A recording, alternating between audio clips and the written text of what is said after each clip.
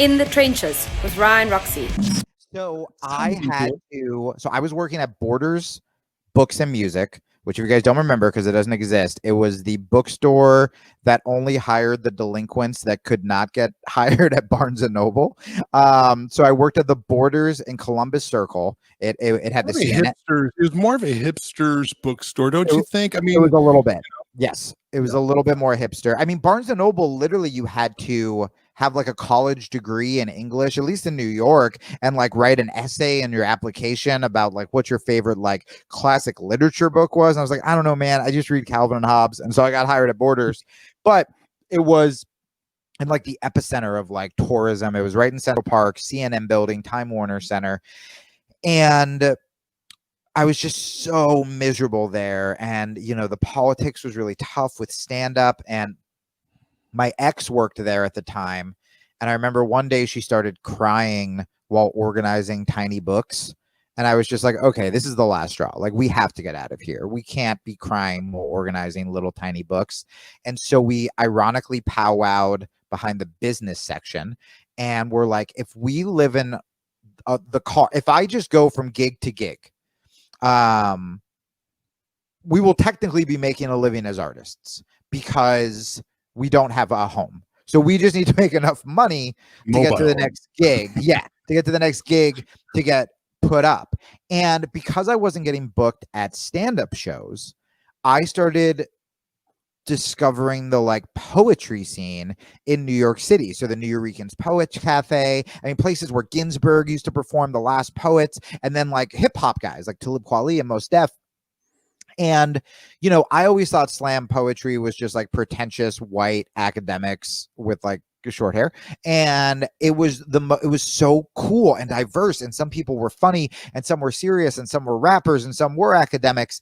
And so I was like, well, I'm kind of chatty, as you can tell. So instead of just jokes, which I always felt prohibited by because I had to just be punchline, and I was talking about political issues, I was like, I can craft these into like 3-minute poems and just have punchlines in them, which will make me stand out in poetry.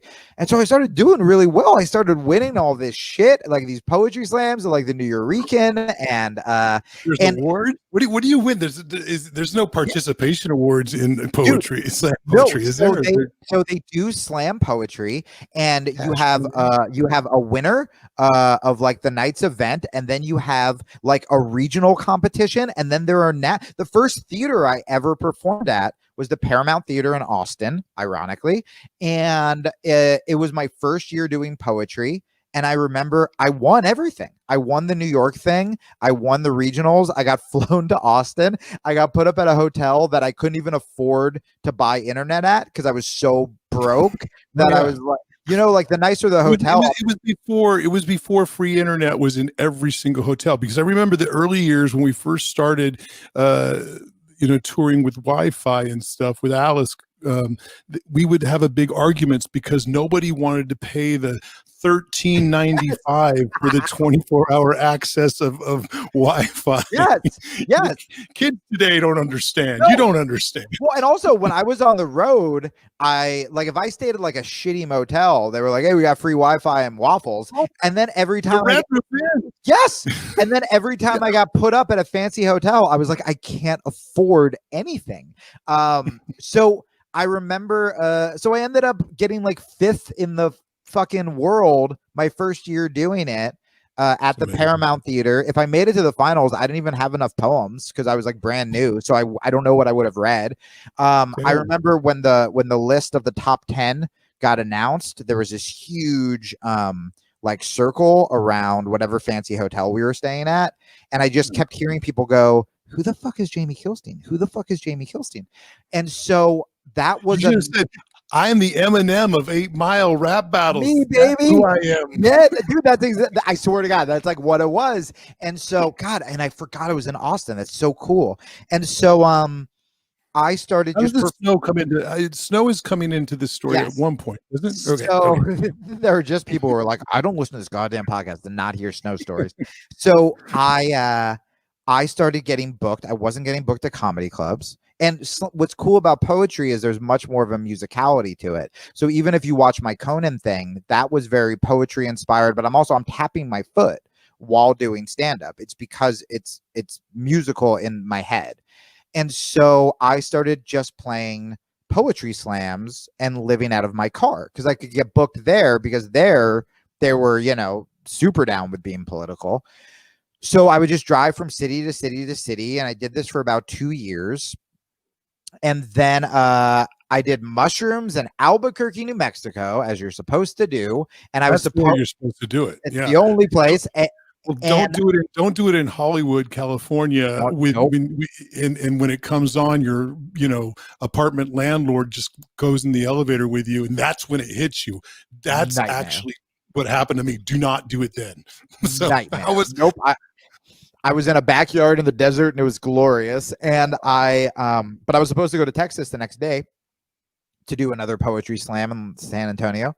It snowed in Texas.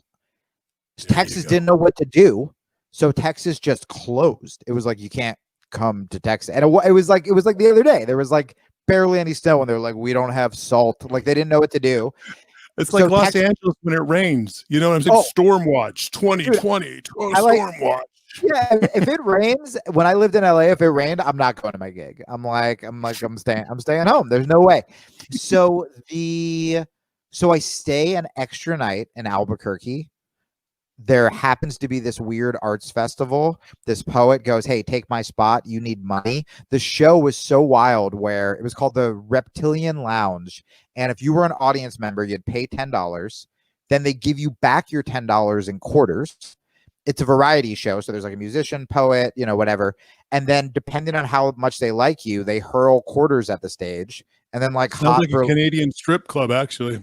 That's and then literally hot burlesque girls come and they pick up the fucking quarters, and then you get paid. I got $35, but there was a director there. And that was this guy, Paul Provenza, who hosted that show, The Green Room, I did on Showtime, and was just connected. And he brought me to the UK to the Fringe Festival at Edinburgh. And that's when I started being more experimental. That's when I started making a living. And so I would make all of my money in the UK, come back to America, couldn't get booked at a D-rate comedy club. I still can't really. And then I would go back to the UK and fucking play theaters and shit like that, get reviews. And I remember I wrote my dad once and I told him, I go, Dad, I got like a 5-star review. It was either The Guardian or The Scotsman or something. And my dad, in classic dad form, writes back. He goes, that's great, which is awesome. He could have stopped the email then. And he goes, maybe one day you'll get, yep. And then he goes, one day you'll get reviews like that in America. And I was like, God damn it, Dad. You could have done less work and not made me as sad. You could have just hit send. Welcome to the Dad Issues. Welcome to the Dad Issues Club, which we all I think have. There's no doubt about it. That's why we're good. That's why we're good at what we do.